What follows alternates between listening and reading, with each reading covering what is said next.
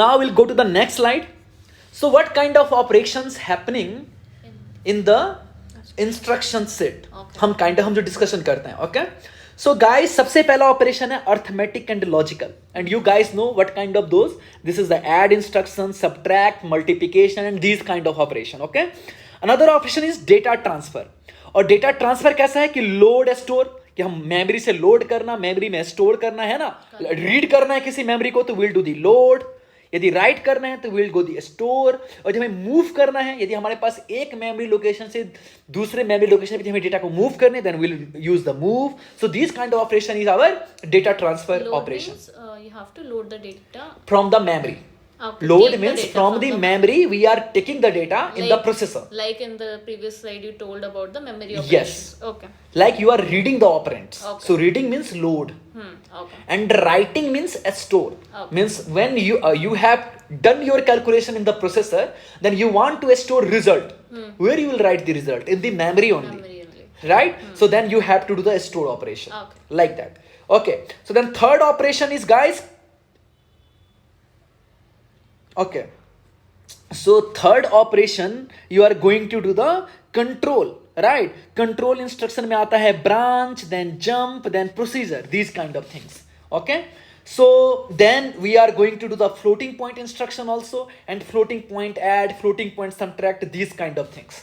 Okay, so fine. So now we are going, so you understood about the what kind of operation can occur, है ना, and complexity of instruction because user wants, है ना. Sometimes floating point instruction user wants, sometimes moving instruction user wants, sometimes jump instructions comes कि guys की like let us suppose कि loop, let us suppose कि हम ये control instruction का हम देते हैं example. Let us suppose you have a loop or you have a conditional operation. Conditional means if else.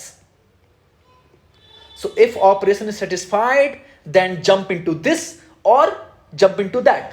Like that. So let us suppose some conditional operation comes or some loop instruction comes, then ये control instruction come into the action. Okay. Okay. What is this call and return? हाँ, call, return, trap. देखो call क्या है कि let us suppose कि sometimes ना processor में कुछ like interrupt आता है. Okay, you know about interrupt, right? Let us suppose कि हमारे पास processor में बहुत सारे functional blocks हैं. Okay, so let us suppose कि some errors आई. अब एरर को डिबग करने के लिए हमारे पास डिबग लॉजिक अलग से इंप्लीमेंट रहता है. तो हम क्या कहते हैं कि हम यदि एरर्स आई तो हमें पहले डिबग करनी है, तो हम क्या करते हैं, एक कॉल करते हैं डिबग फंक्शन को, है ना, to debug the error. Okay, and now when let us suppose debug logic ने उस ऑपरेशन को, एरर को एनालाइज किया और डिबग कर लिया कि हाँ ये एरर क्या था, देन वो क्या करेगा, वो रिटर्न करेगा कि हाँ ये पर्टिकुलर एरर ब्लॉक है, you have to perform this. तो आवर प्रोसेसर देन वो रिटर्न करेगा data. Okay, so call and return is that you are calling some function and that function is returning something to you. Okay, you got it. And now another thing, trap. Let us suppose some ऐसा kind of operation आ गया या interrupt आ गया. You know trap is a interrupt कि system को malfunction है kind of. So है ना, so you immediately you need to stop the processing. Okay. So these all are the interrupt kind of instruction. Okay, Yeah. Trap is an interrupt instruction. Yes. So this have the another function unit, interrupt function unit. Okay, you got it. And then another thing is the floating point, and floating point add and subtract you already know. Okay. So Yeah. just tell me the way of writing the load instruction like that. Okay, so let us suppose what I'm saying. I'll be discussing. This is the RISC instruction format. I would have been discussed it later. So let us suppose I want to load. So what I will do, load word, LW means load word, registers R1, okay, then R2, then immediate data I. So this is called कि R2 में एक memory address available है, ठीक है, उस memory address में immediate data को add करो, देन तुम एड्रेस को कैलकुलेट करो जहां से तुम्हें डेटा को लोड करना है, then you go to that particular location um, memory location, and then from there data will be loaded in the R1. Okay. Got Okay, so this is just a RISC instruction format, and हर एक instruction set architecture का अलग अलग format है, Okay. and you are going to design your own instruction set. Okay. Okay, instruction set or architecture? Because instruction set, you will design instruction set also, and you will design architecture also, because whatever I have discussed, this is a risk instruction set architecture. Okay. कि हाँ risk का ये model है, इसका description ये है कि एक रिग में एक मेमोरी एड्रेस का बेस एड्रेस अवेलेबल है, then there is a immediate data जो कि एक डिस्प्लेसमेंट ऑपरेशन है, then you are performing add here, calculating the memory address, then you are going to memory address and then you will copying that content. तो this is the one instruction set format. You are going to decide your own. तुम्हारा instruction क्या है, तुम कैसे कैसे perform करने वाले हो. You have to design your own architecture. Can you give me example of that, like how we can? So you can think by yourself how you want to add, है ना.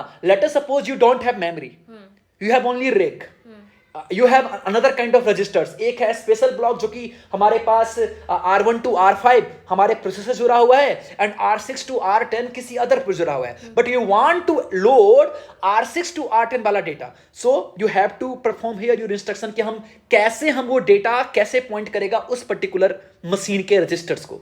You have to add by your. I'm going to provide you this kind of little bit idea, and I'm going to give you a project. You make your own instruction set, and you make your own implementation. Give the solution also. Yeah, I will provide the solution also. Okay, later on that. Fine. So, okay, we'll move to the next. Okay, guys. So here I have mentioned the CISC, and earlier slide में मैंने discussion किया था risk. Okay तो little bit मुझे discuss कर देने दो risk और सिस्क के डिफरेंस में, क्योंकि हम इंप्लीमेंट करने वाले हैं. And this course is not like we are going to implement a risk or CISC. This course is implementation of your own architecture.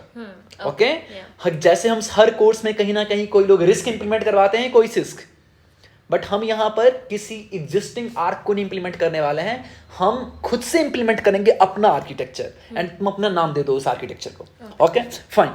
So first मैं टर्म रिस्क डिस्कस करूंगा, and then discuss करूंगा six. What is the risk? Risk is a reduced instruction set. Okay, reduced instruction set means हम all instruction या बड़े से बड़े problem को ना हम छोटे छोटे टास्क में तोड़ के उसको सॉल्व करेंगे, है ना. Means let us suppose I want to, I'm giving you example, one example. Just 1 minute, I'm going to give you example. Let us suppose, as I shown you, कि I want to compute complex multiplication. Okay. Yeah. Complex, you know about complex number, Yes, right? yes, yes. So we want to do the complex multiplication. तो complex multiplication में हम क्या करते हैं? हम करते हैं दो डेटा चाहिए जिसमें हमें, लेकिन हर डेटा में दो पार्ट होता है. एक होता है रियल पार्ट, और एक होता है हमारे पास इमेजनरी पार्ट. Yes. ओके. सो यदि हमारे पास रिस्क डिजाइन होगा ना, या लेट अस सपोज कि हम कॉम्प्लेक्स ऐड करते हैं, है ना, तो रिस्क डिजाइन क्या करेगा? रियल पार्ट ऐड करने के लिए एक अलग ऐड इंस्ट्रक्शन रहेगा, इमेजनरी पार्ट ऐड करने के लिए ऐड टू रहेगा, एंड देन उसको शो करने के लिए, मतलब 2 बार, क्योंकि रियल पार्ट वाले मेमोरी पे एक स्टोर होगा, store 1, and imaginary part store करने के लिए स्टोर 2 रहेगा. मतलब हम 4 इंस्ट्रक्शन, छोटे छोटे इंस्ट्रक्शन में हमने सॉल्व किया complex addition instruction using a RISC. Means what I am saying कि we are breaking the task. Okay. हम बड़े टास्क को छोटे छोटे टास्क में कर रहे हैं, परफॉर्म कर रहे हैं. Okay. इसका एडवांटेजेस भी है, डिसएडवांटेजेस भी है ना. And then we are giving result. Okay, so this is called the RISC design. CISC design क्या होता है? हम एक ही इंस्ट्रक्शन में सब करेंगे. Okay. Okay, we are saying, अरे okay, you just give the real part also, imaginary part also, real part of 2 also, imaginary part of 2 also. I'm going to add it, and then I'm going to store the result. Okay, store the final result directly, and that is called the CISC design. Are you getting what I'm Yes. saying? Yes. So this will increase the size of the. No, yeah, whatever increase I will discuss later. But the thing is, the direct impact. You know about, I told you about iron law. Iron law में क्या था? Performance dependent था clock frequency पे, right?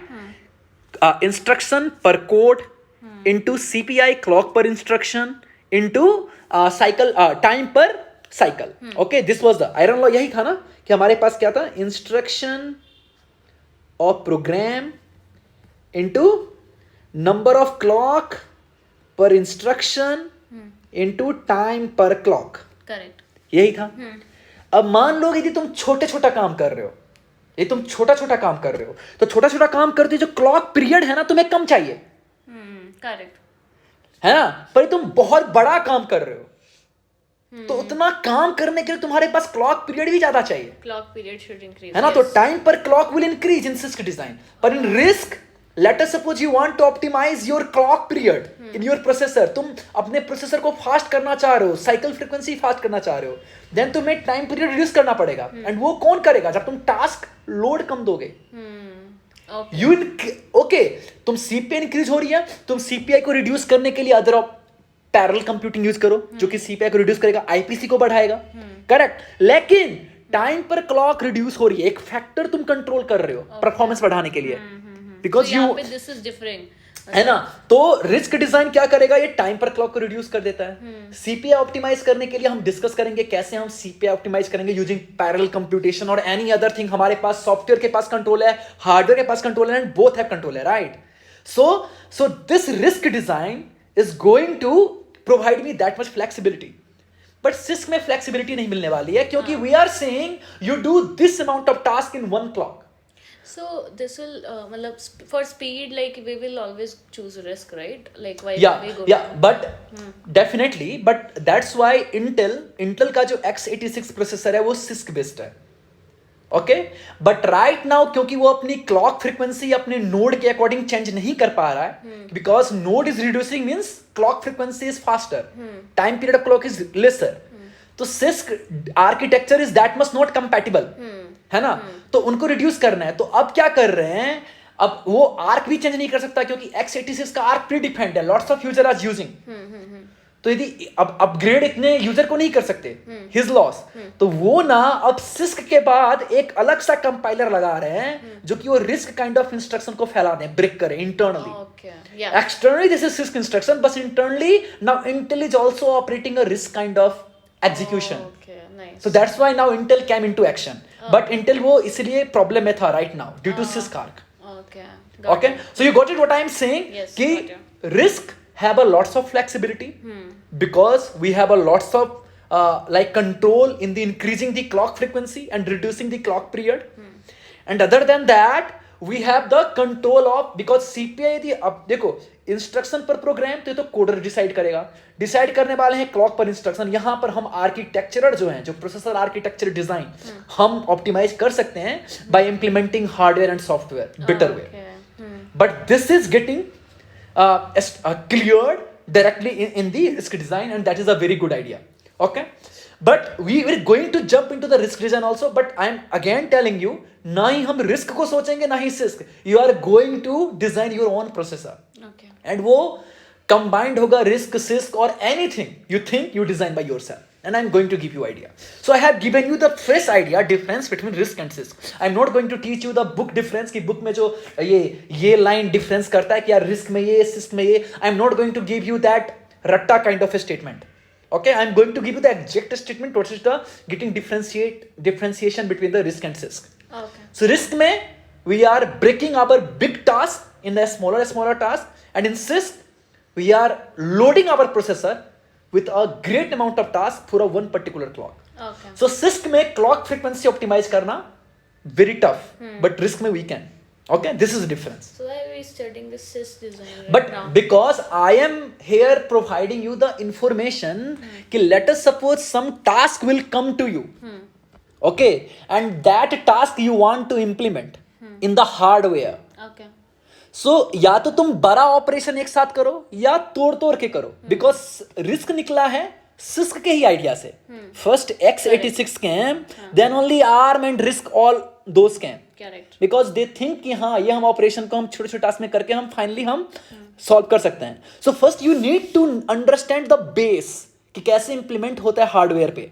Then only we can understand about the that operation in the smaller task. Okay. You got it? Okay. So now we are going to discuss about the CISC design. Okay. So yeah. So guys, अब discuss करते हैं processor arc की. Let me change the color because red is a danger color, guys. Let me change green color. Okay, let me choose the green color. Yeah. Okay. So I told you processor में क्या होता है, ये are गलती से यहाँ नीचे आ गया है, ये है कंट्रोलर. ओके. प्रोसेसर में दो चीजें होती है, controller and the data path. And data path ये है कंप्लीट प्रोसेसर. ओके. ये है कंप्लीट प्रोसेसर. एंड प्रोसेसर का इंटरफेस रहता है मेमोरी से. एंड प्रोसेसर में इनपुट क्या आता है guys? Instruction. Process in, and ये करता है फिर प्रोसेस आउट. क्या हमने प्रोसेस कर दिया. अब ये कंट्रोलर कहां काम करवाता है? डेटा पाथ में. क्योंकि डेटा पाथ में हमारे पास रेक फाइल्स हैं, एएलयू लॉजिक हैं, डिकोडर है, इनकोडर है, राइट. एंड इस डेटा पाथ में वो इंटरफेस है मेमोरी से, कि memory write and memory read का interface. Okay, from where it will take the data and perform the operation. Yes, but ये जो ऑपरेशन परफॉर्म कहां होती है? डेटा पाथ में. Let me discuss again with the another color so that performance of task कहाँ होती है? Execution of task, you mean to say? Yes, execution of task happens in data path. लेकिन इसको perform कौन करवाएगा? Execute कौन करवाएगा? कंट्रोलर. लेट अस सपोज हमें ऐड करवाना है. एज आई टोल्ड यू कि गाइस मेरे पास एक base plus displacement kind of instruction करना है. अब इंस्ट्रक्शन में क्या है कि यार रजिस्टर 1 में एक ऑपरेंड है, पर ऑपरेंड 1 यहां है रजिस्टर 1 में, पर ऑपरेंड 2 हमारा रजिस्टर 2 में नहीं है. तुम रजिस्टर 2 के एड्रेस लो, फिर एक इमीडिएट डेटा लो. ठीक है, इमीडिएट डेटा लो, फिर उन दोनों को ऐड करो, फिर जाके तुम ऑपरेंड 2 लो, देन ऐड करो, देन रिजल्ट दो. करेक्ट. तो ये कंट्रोलर बोलेगा यूजिंग द कंट्रोल वर्ड कि guys listen, we have to perform addition between 2 operand. यार पहला ऑपरेंड अवेलेबल है, गुड, पर दूसरा ऑपरेंड लेने के लिए ना तुमको एक बार और ऐड ऑपरेशन करना है. कहां करना है ऐड ऑपरेशन? तो get the data from R2, then get the immediate data, then add it.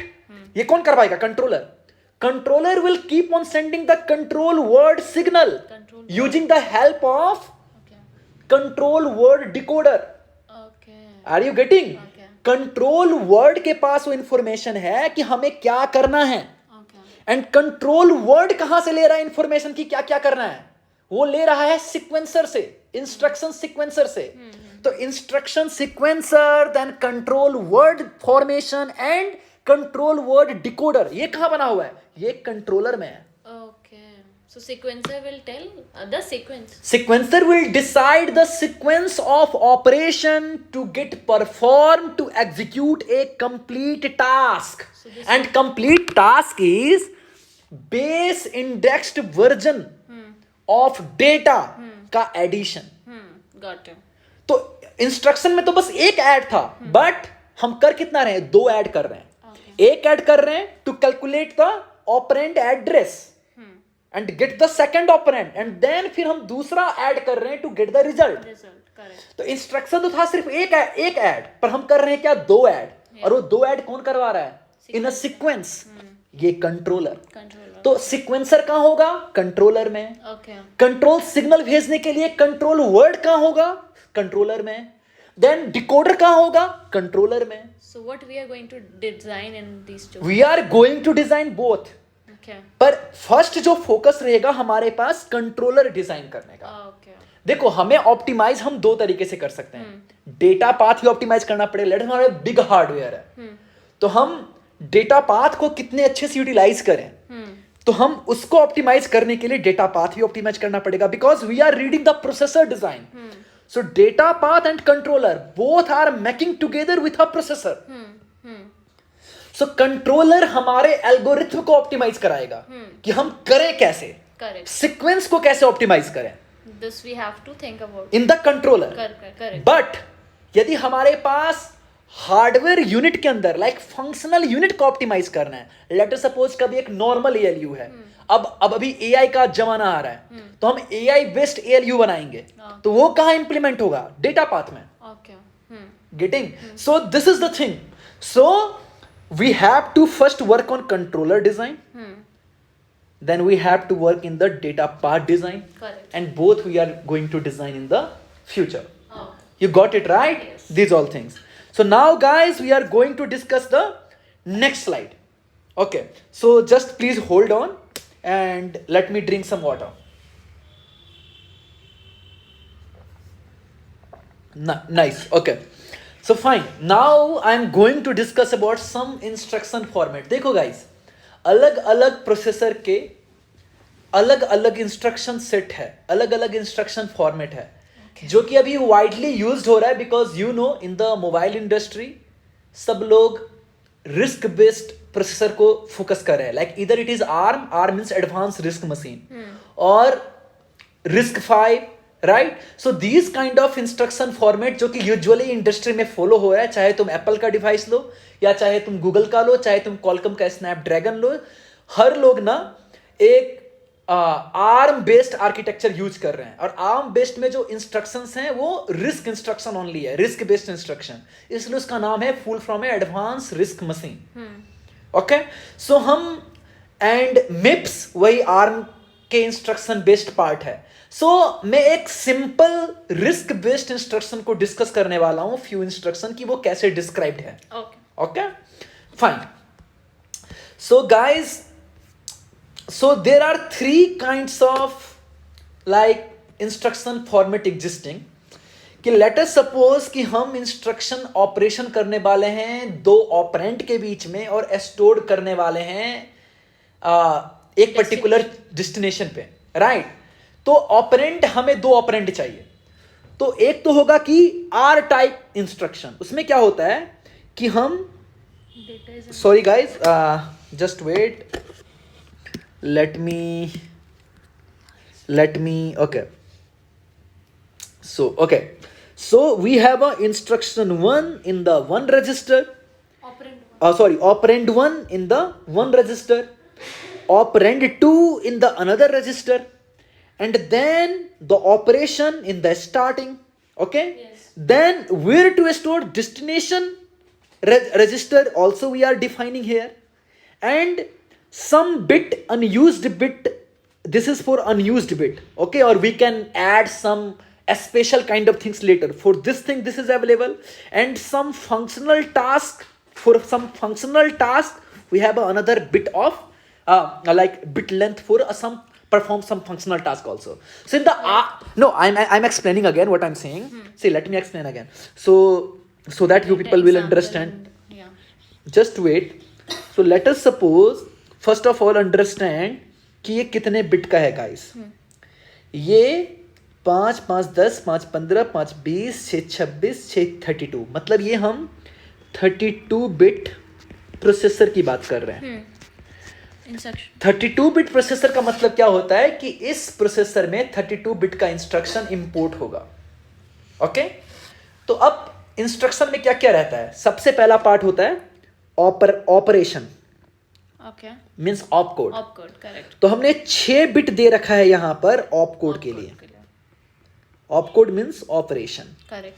मतलब हम इस प्रोसेसर में ओवरऑल 64 ऑपरेशन परफॉर्म कर सकते हैं. करेक्ट. क्योंकि हर एक ऑपरेशन 6 बिट का है, so we can perform 2⁶ operation, that is the 64 operation. देन हमारे पास देना है, क्या देना है, हमारे पास दो ऑपरेंड देने हैं.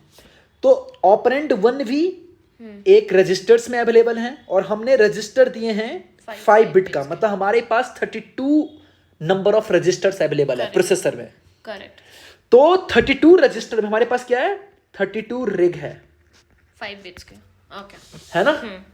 एंड मतलब लेट अस सपोज हमें 2 ऑपरेंड चाहिए 32 रिग में. एक रिग में ऑपरेंड 1 है, दूसरे रिग में ऑपरेंड 2 है, एंड देन, और कौन सा, ये ऑपरेंड 2 है, ये ऑपरेंड 1 है, एंड ये डेस्टिनेशन ऑफ रजिस्टर है जहां पे हमें रिजल्ट परफॉर्म करके स्टोर करना है. करेक्ट. तो यार हमने 21 बिट तो यूज कर लिया. What about remaining? तो गाइस ये अवेलेबल है for some special function implementation. ये तुम कुछ और ऐड करना चाहो, है ना.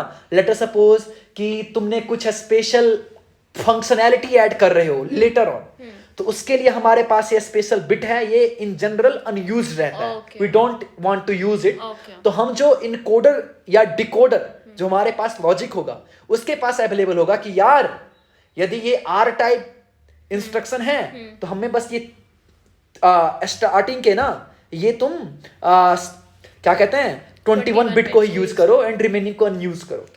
ये we are going to define. Let us suppose some function को हम इन बिटवीन कॉल करना चाहते हैं विदाउट परफॉर्मिंग दिस एडिशन, तो हम पहले इसको, so that is getting decided by controller. Okay, so I wanted to just show you the R type format कैसा है। Okay, so now first, just 1 minute guys, so let me first erase this part। Okay, cool। So now let me discuss about the another format, that is the I type format। तब मैंने बताया था let us suppose कि we are going to provide some immediate data in terms of base plus displacement। Correct। तो उसमें क्या करते थे हमने कि यार हम एक तो ऑपरेंड तो फाइंड कर लेते थे एक जगह से, एक रजिस्टर से, दूसरा ऑपरेंड फाइंड करने के लिए हमारे पास एक मेमोरी का लोकेशन चाहिए था एक दूसरे रजिस्टर से, बेस एड्रेस है ना, बेस एड्रेस। एंड देन हम क्या करते थे, हम वो इमीडिएट डेटा को हम लेके हम क्या करते थे, कैलकुलेट ऐड करके memory address, right, and then उस मेमोरी एड्रेस पे जाके हम ऑपरेंड 2 को फिच करते थे, देन ऐड करते थे एंड ऑल। तो let us suppose some immediate information देनी है इन टर्म्स ऑफ इधर डिस्प्लेसमेंट और in terms of data. Sometimes मान लो कि हम एक ऐड ऑपरेशन परफॉर्म करेंगे कि तुम एक operand low, what I am saying, operand 1 low, operand 1 low, operand 1 low from R1 and operand 2 low immediately and then करो add and store करो destination रजिस्टर में। तो हमने क्या किया देखो गाइस, एक ऑपरेंड ले लिया RS से, दूसरा ऑपरेंड ले लिया इमीडिएट से, दोनों को ऐड करके हम RD में destination एड्रेस में कर दिया store. That's all. We are going to decide in our machine। Are you getting what I'm saying? Yes। So this is the second kind of instruction format। Third is the J type, means jump type। jump instruction में क्या करते हैं, हमारे पास एक operation रहता है and then immediate data रहता है। Let me erase this part first, just 1 minute guys।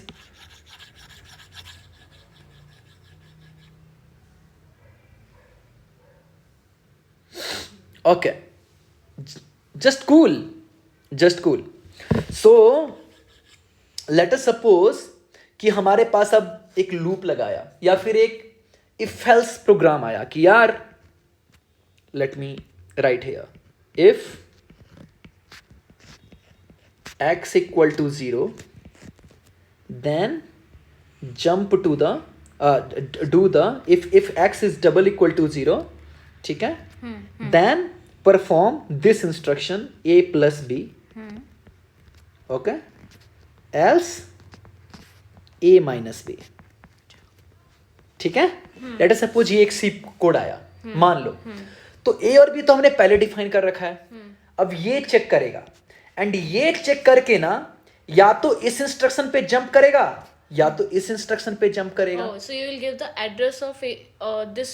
correct processor will get the location of that instruction। okay, कि हमें किस इंस्ट्रक्शन पे जंप करनी है। okay। so this is the in the op code there will be a jump kind of operation का code and then ये जो immediate data है 26 बिट का, ये एड्रेस ऑफ दैट इंस्ट्रक्शंस होगा जिस इंस्ट्रक्शन पे हमें जंप करके एक पर्टिकुलर ऑपरेशन परफॉर्म करनी है। Correct, you got it? Yes. Okay, so this was, so this jump, but basically it does not have any condition, it will directly jump for the, that is the another operation, conditional jump, unconditional jump, and they are so this example is for conditional jump and this, yeah, this I have given just like this is the operation that is happening in the controller। Correct। controller decide कर रहा है कि हमें jump करवाना है या नहीं। okay, यदि जंप करवाना है तो वो जस्ट उस पर्टिकुलर इंस्ट्रक्शन का एड्रेस भेजेगा यूजिंग दिस इंस्ट्रक्शंस। yeah, मैंने बोला ना कंट्रोल वर्ड, yeah, कंट्रोलर बनाएगा कंट्रोल वर्ड जिसमें वो बोलेगा कि गाइस उसमें हमारे पास ये ऑप कोड है, तुम्हें इस इंस्ट्रक्शन पे जंप करनी है। Correct। पर वो जो परफॉर्म करेगा ये कंडीशन हम तो देते हैं कि कंडीशनल जंप कि फैक्स equal to 0 then jump else don't jump. तो ये कंट्रोलर समझेगा, कंट्रोलर परफॉर्म करेगा टास्क इनसाइड कि हाँ यार पहले ये तुम डेटा पाथ में देखो कि ये हो रहा है नहीं हो रहा है, यदि हो रहा है तो हमें जंप करनी है, तो देन वो भेजेगा कि jump to this particular instruction directly, तो ये कंट्रोलर डिसाइड करेगा. You got what I am saying? Got you. So this three kind of formats have